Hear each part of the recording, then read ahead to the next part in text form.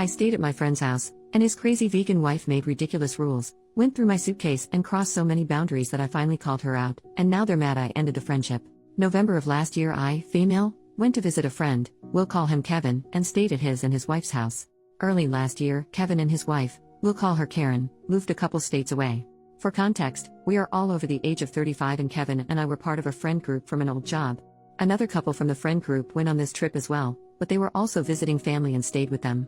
Prior to the move, our friend group didn't really have much interaction with Karen as she didn't really come spend time with us, she was always invited, just rarely joined.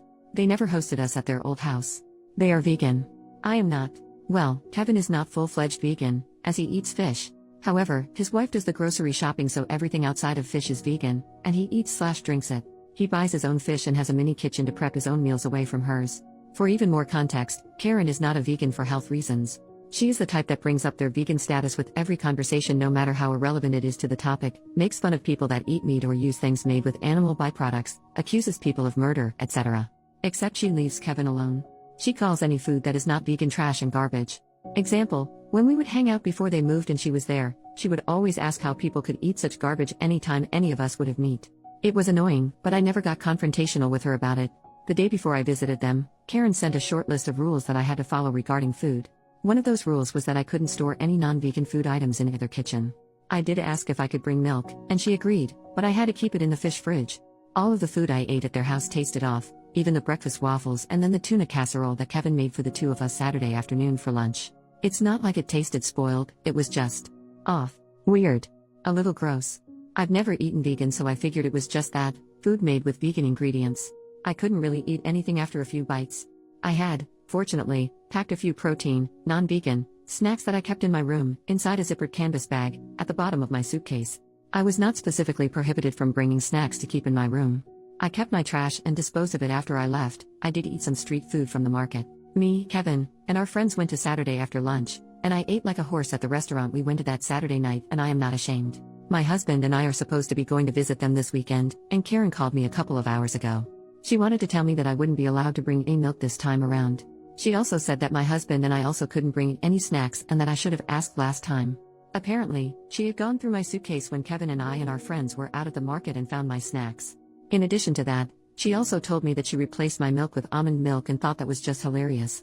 I drank some milk Friday night before bed and 1 glass on Saturday morning. Then, Kevin told me he used it to make our waffles and wanted to save the rest for the casserole at lunch. What actually happened was that after I poured my glass Saturday morning before breakfast, Karen dumped the rest of it out and replaced it with almond milk. Kevin knew it but didn't tell me. I never went to look for it because he said he wanted to save it. The waffles and casserole were made with almond milk. I was so mad that I knew I wouldn't be able to say anything nice.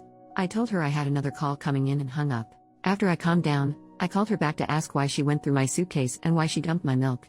She told me that it was her house and she had a right to know, so that's why she was allowed to go through my things. She said she dumped my milk because nobody can tell the difference between cow's milk and almond milk and that I wouldn't have known if she hadn't told me. I called her a controlling, self-centered freak, told her that Kevin has a stash of real cheese hidden in the fish fridge that he sneaks into his food, and hung up on her.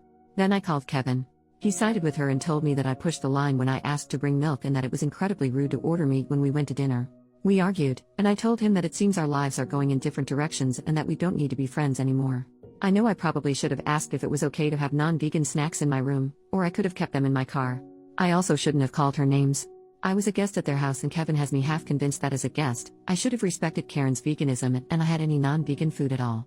My husband thinks they're completely in the wrong and that since their lifestyle is not one the majority of the population follows, they should have made exceptions since Kevin gets a fish exception. He's also as pissed as I am that she went through my stuff, and he also pointed out that if I was allergic to almonds, I could have gotten very ill. He says that I'm better off and thinks ending the friendship was reasonable. He and Kevin got along, but just like Karen, my husband is a spouse of someone in the friend group so they weren't really close. A few minutes ago I got the "hey can we talk" text, and honestly, I don't know if I'm going to respond. I'm just kind of done with it. Edit, I'm so sorry that I can't respond to all of your comments. Just know that I am reading them. I'm calling Kevin on my lunch break today and will post an update after since so many people have asked for one. Update, next day. This is a long update, but it's the last one. First, I wanted to clarify that the bag Karen found in my suitcase had emergency cash and a credit card in it as well as snacks. The reason it was hidden in my suitcase was to keep it safe, not to hide food. I wasn't sneaking it in, important later, but I did have protein bars in there just in case I took issue with their food. Naughty me. I responded to Kevin yesterday and told him I needed some time to think and I'd get back to him today. I took some of your advice and reached out to our friend group last night. After the group chat and also talking just with the friends that were down that weekend, I learned some things. Long story short, out of our core group of 6, I'm the only one that kept up with Kevin.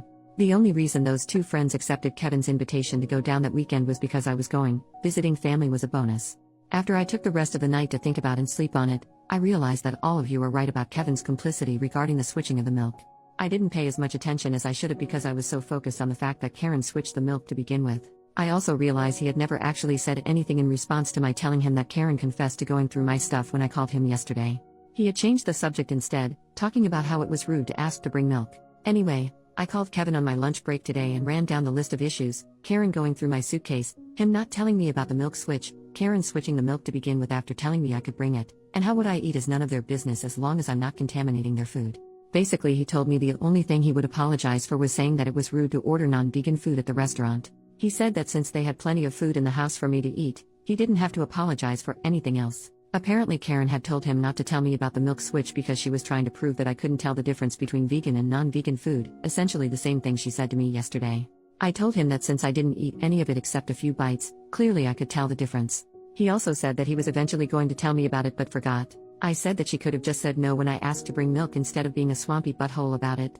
He said that although he didn't agree with Karen going through my things, I wasn't owed an apology because I broke the rules by sneaking meat into their house. There was a meat stick in that canvas bag. I told him that I had only been told I couldn't have non-vegan food in both kitchens and that it was left over from my drive to their house. As long as I didn't switch it with their food like a certain someone, I hadn't done anything wrong. The last thing he told me was that the other reason I wasn't getting an apology from him was because after I told Karen about his cheese stash yesterday afternoon, she unplugged his fish fridge. He didn't get home from work until late, and according to his Google search, all the refrigerated fish had to be thrown away. This is apparently my fault. He said that we were even now. He didn't tell me about the milk switch, and I snitched about his cheese. I tried explaining that they weren't the same thing and that I wasn't responsible for what she did, but he didn't care and said he knew I wasn't allergic to nuts. I don't remember ever discussing that with him, but whatever. I asked if he truly believed that I didn't deserve any apologies from either of them, and he said yes. I told him that if he couldn't see what they did wrong and apologize, I couldn't help him and to give me a call when he got his balls back from his wife. He hung up on me. Yesterday, I thought I owed him an apology because I was wrong. I thought if I gave him one, we could maintain a friendship. Today I think that the problem was that I was holding on to something that didn't exist anymore. Until you guys reality checked me, I ignored a lot of things and gaslit myself. So thank you everybody for the smack to the back of the head. Everybody should have people like you in their lives. Thanks for reading.